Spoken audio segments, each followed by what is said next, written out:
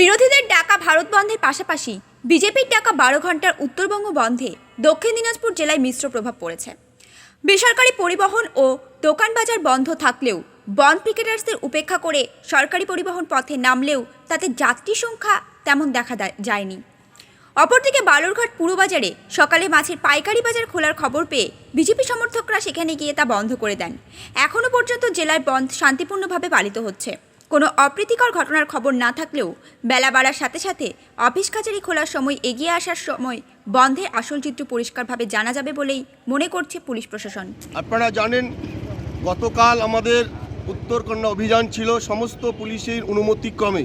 সেখানে গোটা শিলিগুড়িতে পুলিশের যে বর্বরোচিত ঘটনা, তার সঙ্গে একাধিক ভারতীয় জনতা পার্টির কার্যকর্তাদের উপর যেভাবে লাঠিচার্জ, জখম, আমাদের দুর্ভাগ্যের বিষয় আমাদের আর গাজলডোবার ভারতীয় জনতা পার্টির কার্যকর্তা পুলিন রায়কে পুলিশের লাঠিচার্জের মৃত্যু ঘটেছে।